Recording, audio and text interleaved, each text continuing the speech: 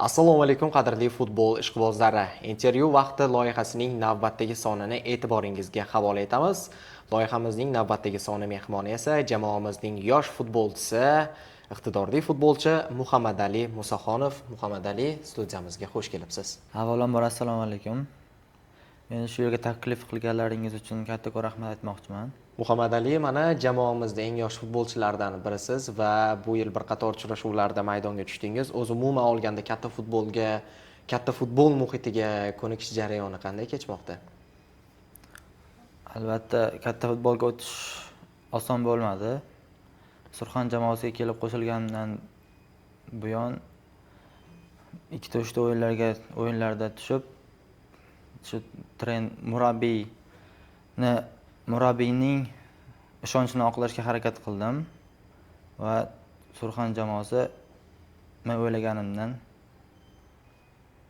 kuchliroq jamoa ekan. Men shu jamoaga kelib qo'shilganimdan xursandman. Bir qator uchrashuvlarda mana o'zingiz ham aytib o'tdingiz, asosiy tarkibda ham zaxiradan ham maydonga qo'shilib o'ynadingiz. O'zi umuman olganda bu tajribalar sizga nimalarni bermoqda futbolchilik faoliyatingiz uchun? Albatta, katta futbolda oson o'yin bo'lmaydi. Men shu o'yinlardan katta futbolning tempini, kuchli jamoalarga qarshi, kuchli o'yinchilarga qarshi o'ynadim. Va albatta katta futbol oson bo'lmaydi. Mana o'zingiz ham aytib o'tmoqdasiz. O'zi umuman olganda katta futbolda har bir daqiqa muhim rol o'ynaydi. Murabbiylar shtabi ishonchini oqlash uchun o'z ustingizda qanday ishlayapsiz? O'zingizga ko'proq nimalarni talab qilasiz o'zingizdan ko'proq? Birinchi navbatda murabbiylarning ishonchini oqlashga harakat qilaman va o'z o'yinimni ko'rsatishga harakat qilaman bor kuchim bilan. Mana jamoada tajribali futbolchilar ham bor va aynan mana shu futbolchilardan qaysi jihatlarni ko'proq o'rganishga harakat qilyapsiz? O'yinning oxirgi soniyasigacha harakat qilib, yutqazayotgan bo'lsak ham oxirigacha kurashishni o'rganyapman. Rahmat Muhammadali, mana nafaqat jamoamizda, balki O'zbekiston U17 terma jamoasi safida ham bir qator uchrashuvlarda, xalqaro turnirlarda ishtirok etdingiz. Mana yaqindagina bo'lib o'tdi, ya'ni o'sha Osiyo Kubogi turniri. Bu musobaqa siz uchun qanday tajriba bo'la oldi?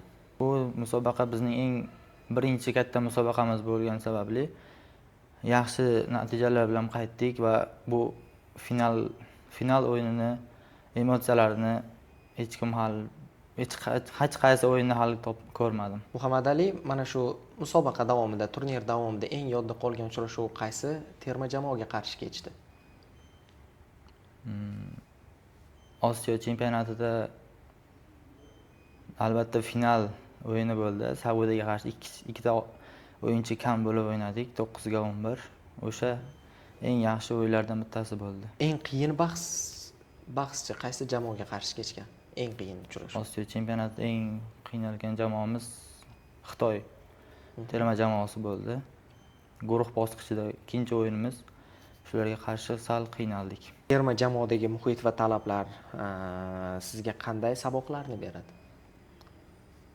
Birinchi navbatda bir-biriga hurmat, jamoa, murabbiylar, disiplina birinchi navbatda bo'ldi. Menimcha shuni orqasidan hamma bir-biri bilan mehribon bo'lib, katta natijalarga erishdik. Mana hozirgi bosqichda o'zi umuman olganda juda ham yosh va o'sib kelayotgan iqtidorli futbolchilardan birisiz va mana shu hozirgi bosqichdagi to'planayotgan tajribalar, qaysi jihatlar yanada o'zingizning ustingizda ishlashga ko'proq e'tibor qaratasiz o'zingizga? Albatta, katta futbolda muhim narsalardan biri kuch talab qilinadi. Albatta, ko'proq kuchimizni ko'paytirishga harakat qilamiz. Muhammadali, har bir futbolchining o'z oldiga qo'ygan maqsad va aniq rejalari bo'ladi. Sizni o'z oldingizga qo'ygan uzoq va muddatli maqsadlaringiz haqida ham gapirib bering. Albatta, birinchi navbatda milliy terma jamoada o'ynash hozirgi paytda. Keyinchalik Yevropa top klublarida o'ynash. Jamoadagi raqobat muhiti sizni rivojlanishingizga qanday ta'sir ko'rsatmoqda? Albatta har bir jamoaning o'zini o'yinchilari bo'ladi. Raqobat bo'lmasa o'sish bo'lmaydi. Albatta raqobat kerak har bir jamoada, har bir pozitsiyada.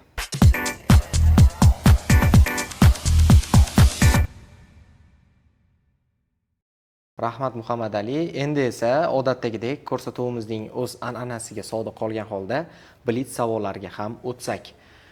Demak, Muhammad Ali, mana shu futbolchi bo'lishingizga kim sababchi bo'lgan? Kimning qiziqishi bilan aynan mana shu futbolga kirib kelgansiz? Birinchi futbolga kirib kelishimning sababi dadamlar bo'ladi. Dadam futbolga olib kelganlar. Va shu bilan futbolga qiziqishim ortgan. Har bir o'yiningizni mana shu otangiz qanday kuzatib boradilar? O'yindan keyin baribir gaplashasiz. Nimalarni aytadilar sizga? Albatta shu katta futbolga kirib kelganimdan birinchi o'yin katta futbolga kirib kelganimdan beri Neftchi jamoasiga qarshi o'yinda dadamlar o'yinga keldilar. Va o'sha o'yindan keyin yaxshi o'ynading, yana harakat qil dedilar. Birinchi katta futbolga kirib kelganimdan keyin birinchi o'yinlarim shu Neftchiga qarshi dadam ko'rganlar maydondan. Sevimli futbolchingiz kim? O'zbekistonda yaxshi ko'rgan futbolchim Ibrohim Halildoshov va Xo'jakbar Alijonov. Demak, ularning o'yin uslublari sizga yoqadi. Ha. Xorijdan-chi? Yevropadan Marselon o'yini yoqardi. Keyin Hakimi hozir. Ashraf Hakimi va shu ekanlari. Namuna oladigan futbolchingiz ham bormi o'zingiz uchun? O'sha o'yin uslubi tomonlama, xarakter tomonlama. Ko'proq Marseloga qiziqaman. O'sha o'yin uslubi jihatlardan. Sevimli klubingiz qaysi jamoa? Albatta Barselona. Barselona. Qaysi chempionatda ko'proq o'ynashni orzu qilardingiz? Angliya Premyer Ligasi. Angliya Premyer Ligasida. Albatta umid qilamiz qisqa muddatda sizni ham aynan Yevropa maydonlarida Angliya Premyer Ligasida ham ko'rishga. Futboldan tashqari sevimli mashg'ulotingiz? Ko'proq nimalar bilan band bo'lasiz? Nimalarga ko'proq qiziqasiz? Albatta jamoadoshlarimiz bilan stol tennis o'ynab turamiz ko'proq bo'sh vaqtlarimizda. Sevimli taomingiz qaysi? Hamma o'zbekistonliklar yaxshi ko'radigan osh. Osh. Endi osh to'g'risini aytganda, keling endi kichik jang o'tkazamiz. Ya'ni har bir viloyatda o'ziga yarasha o'sha o'z uslubiga ega bo'lgan oshi bo'ladi. Sizga ko'proq qaysi viloyat oshi yoqadi? Mana Vodiy oshi bor, Samarqand oshi bor, Toshkent oshi bor. Ko'proq Vodiy oshlarini yeganman. Unda osh, Farg'onani oshi yoq.